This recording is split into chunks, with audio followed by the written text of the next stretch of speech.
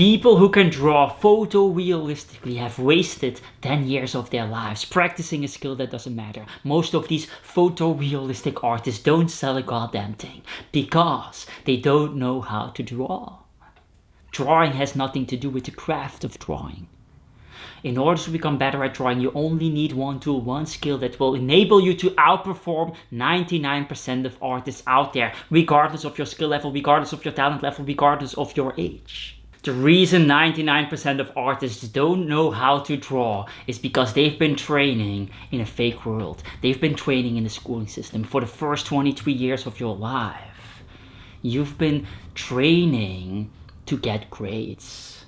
And getting grades is done by doing what the teacher told you, by showing that you understood the lessons. But this is not the real world. And so what happens is you make a painting in the schooling system and then you show that painting to the teacher and then the teacher says, wow, this is so gorgeous, this is beautiful, amazing, wow, unbelievable.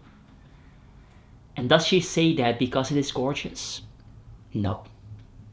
If it was actually gorgeous, she would have bought your artwork. She would have shared your art with all of her friends. She would have told the people that she knew, but she didn't. She didn't do that. Because it wasn't beautiful. She said it was beautiful because you used the color theory that she explained 2 months earlier. And so what happened is that it confirmed that she was a good teacher. It confirmed that you understood the lesson. It confirmed that she wasn't useless to society. For a brief moment in time with your art, she felt like her life had meaning and she wasn't insecure. That's why she said it was beautiful. The reality is that it was ugly. The reality is that my art in school was ugly. The papers that I wrote were ugly. The papers that you wrote were ugly. The things that you've made in school were all ugly. The end show at the final thing of school was ugly. It wasn't even worth consuming in the first place. The reality is that the teacher didn't look at your drawing because it was beautiful or interesting. She looked at your drawing because she got paid. You gave her an artwork and you attached a $100 bill and then you asked, what do you think? And she took the $100 bill and she was very happy about it and she critiqued your work. If you think back to those first 23 years of your life, nobody in the classroom liked your art, nobody talked about your art, nobody showed your art to their parents or anything like that, nobody cared. Nobody bought your work. There was only one person in the room that cared. And that was the person that was getting paid. Was it a coincidence that the only person that cared was the person that was getting paid, that was paid to be there? No, it was not a coincidence. This is a fake world. The schooling system is a fake world. And what happens? If you use those fake world strategies and you bring them to the real world, nobody buys your work. Nobody watches your work. Nobody likes your work. Nobody comments on your work because your work isn't interesting at all. The truth that artists need to understand is that in the real world, perspective doesn't matter. In the real world, composition doesn't matter. In the real world, color theory doesn't matter. In the real world, your skill level and craftsmanship as an artist doesn't matter. The only thing that matters in the real world is, do you provide value to the customer, value to the consumer? Whoever brings most value wins. That is the rule in the real world. That's the only thing that you have to understand. If you understand this tool of bringing value, then you will be able to outperform 99% of artists out there very easily. The reality is that nobody in the world has ever said to themselves, oh my God, my life is so much better because I have this two-dimensional thing on the wall that has perspective. Nobody has ever said that because perspective isn't valuable. Perspective isn't valuable. It used to be 300 years ago, sure.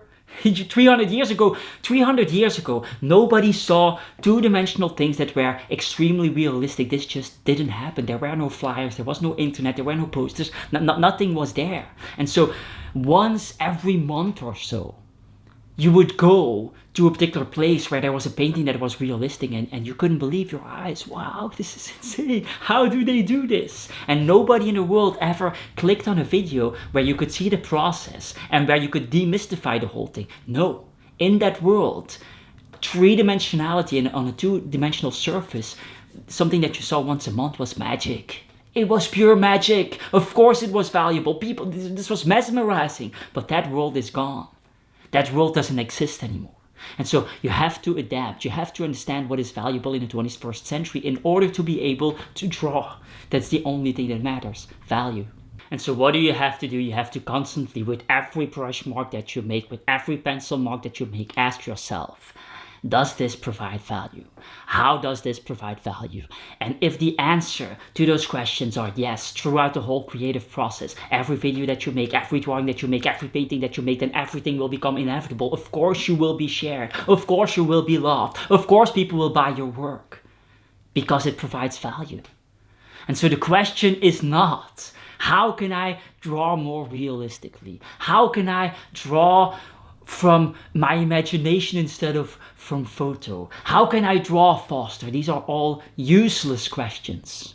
These are all useless questions coming from the fake world that doesn't understand anything about the real world. The people that ask those questions, I asked those questions myself in the first couple of years. The people that are teaching people to ask those questions, they don't understand anything about art. They have no fucking clue what they're talking about. And so the question becomes, how can you provide value? How can you outperform 99% of artists in the world with one tool, namely value? And to answer that question, let me give you 2 case studies to illustrate this whole thing.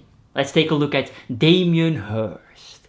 Damian Hirst, one of the richest artists in the world, one of the most famous artists in the world, and he makes these spot paintings.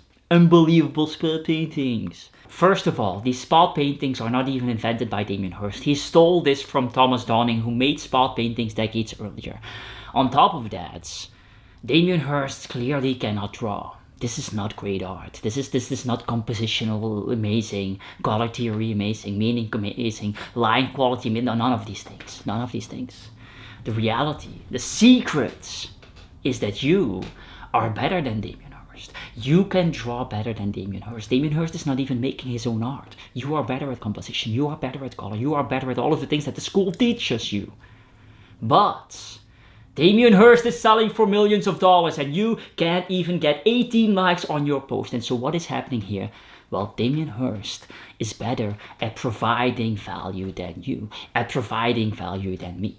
And so what is the value that Damian Hirst is providing in these artworks? Who are the collectors that are buying Damian Hirst? What do these people want? They want to show off their wealth. They want the world to know how rich they are. They want people to come into the living room of their homes and think by themselves, wow, these people are extremely rich. That's what they want. And so what is Damian Hirst doing? Well, Damian Hirst is making very ugly art. Why? So that people that buy that art can show it off.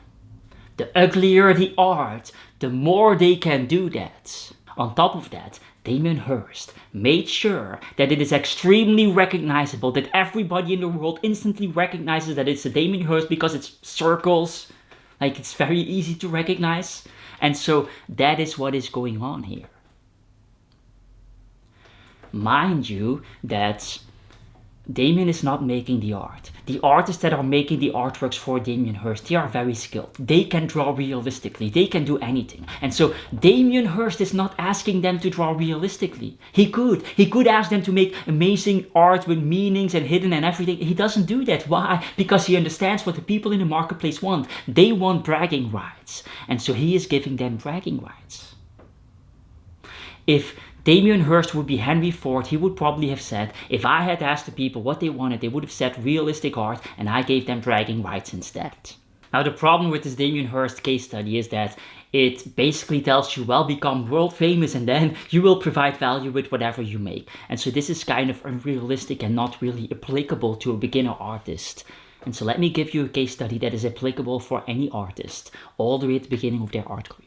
Let's take a look at Saatchi Arts, an online gallery where you can buy and sell artworks. And let's take a look at the best-selling art on Saatchi. You can find that because they have created selections where you can see what the best-selling art is. And if you do that, you will see paintings that are extremely similar to Mark Rothko's paintings.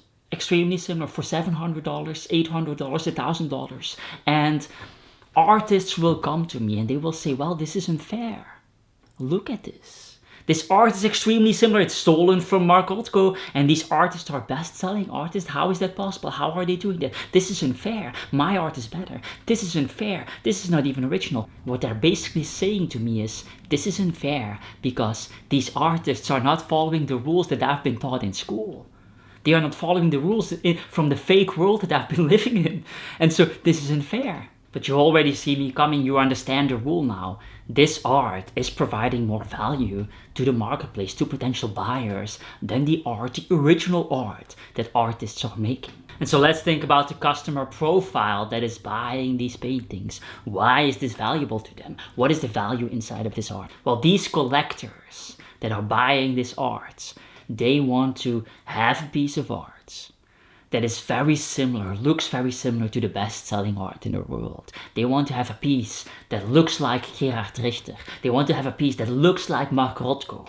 But they don't want to pay the same amount as these collectors are paying for Mark Rothko. They don't have $2 million, but they want to have something that is of same quality.